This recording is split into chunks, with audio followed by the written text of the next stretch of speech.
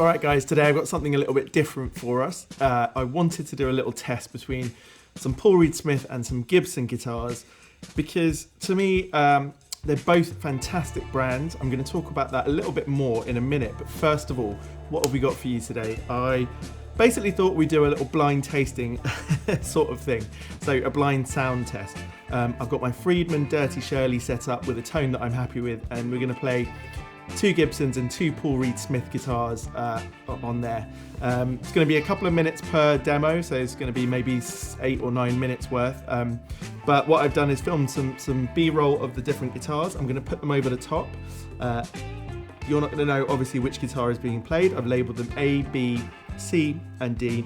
And we've got my R9 Les Paul custom shop, my 59 reissue ES355, my PRS DGT and my PRS special semi-hollow body. So we've got a little bit of a comparison there really between the 2 solid bodies and the 2 semi-hollow bodies. So have a listen, take a guess what you think is which one. I've played similar things to each other and played around with the volume knobs and moved between pickup selections for you. And I thought it would just be a fun thing to compare the sound. Is there a massive difference or not? So let's get going on that, and I'll come back in a moment and talk a little bit before I reveal which one is which.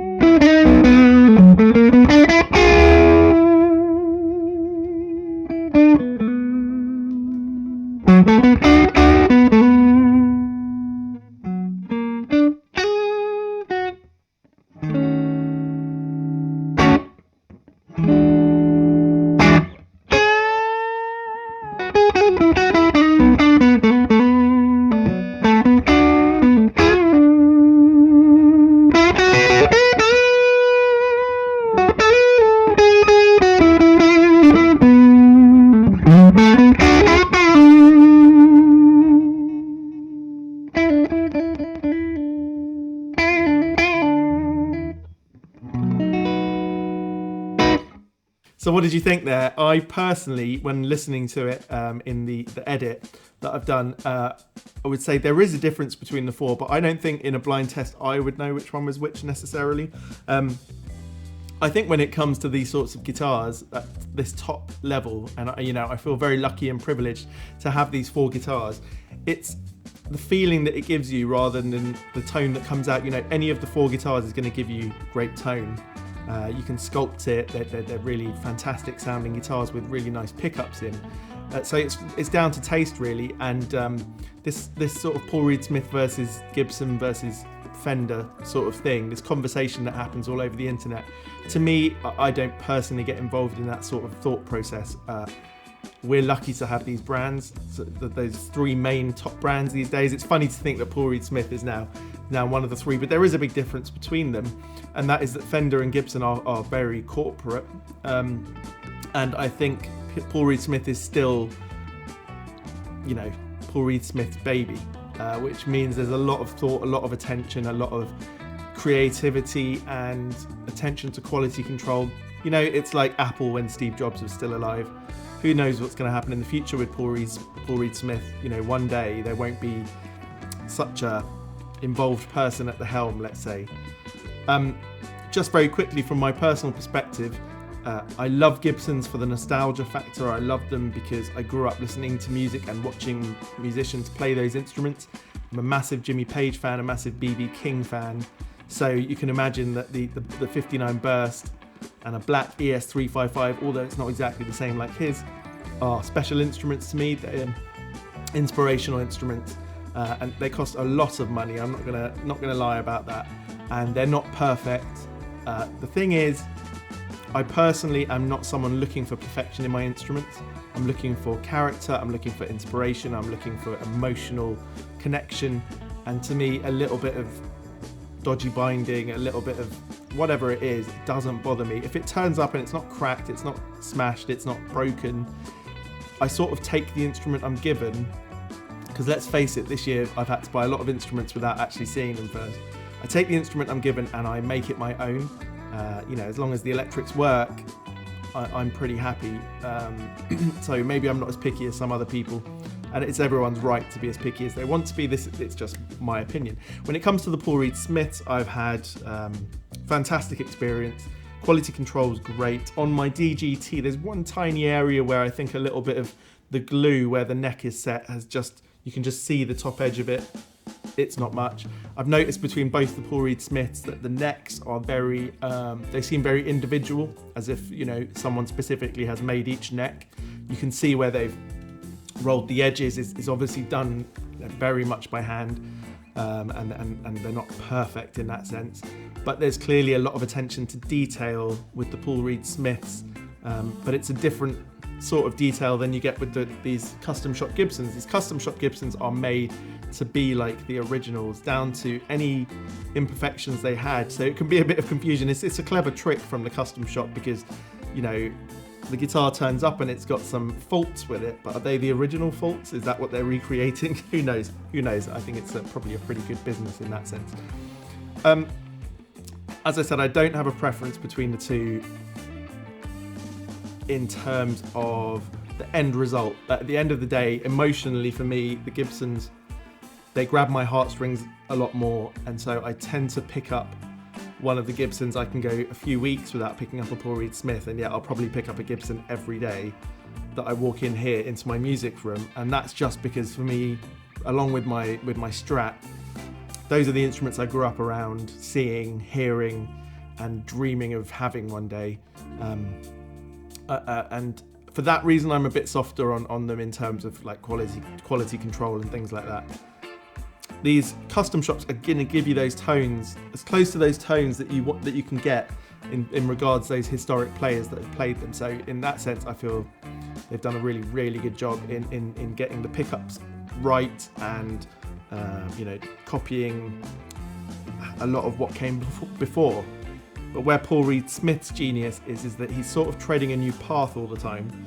And I think, although the shapes of the guitars to me are not as evocative, clearly, a lot of people prefer them. They're very comfortable, they're not too heavy, they feel very premium. The finishes they've gone for are fantastic. You know, on my R9 Custom Shop 60th anniversary Les Paul, there's a very gloopy nitro finish, and I'm told that that's supposed to be like that. It doesn't really feel like it. It's quite gloopy. It's sort of changing over time. So I personally think that's fine. I can make my mark on the instrument. With the Paul Reed Smith, there's definitely a perfectionist at the helm there, but also someone who takes so much attention to the pickup sounds. I mean, in both the DGT and the special semi-hollow body, when you play them, completely different pickups. Whereas in the custom shop guitars, you know, they're custom buckers, and I think similar ones go in all the guitars. Anyway, this is not really about me talking about the guitars. This is about you getting a chance just to hear blind what the guitars sound like with me playing. I've enjoyed doing that, and I'm just interested to see what you guys think of the tone before you know what the guitar is. So stop now, leave a comment down below what you think A, B, C, and D is out of the four, and then in a moment I'll reveal what they are. Before that, let me just say thank you very much for watching. Let me know if you find this sort of content interesting, this sort of blind testing, because I can do these sorts of things with pedals and amps and other guitars. Yeah, if you've enjoyed it, please give the video a thumbs up. Subscribe to the channel if you haven't already. And yeah, thank you very much. So here's the reveal, and I'll see you down in the comments. Cheers.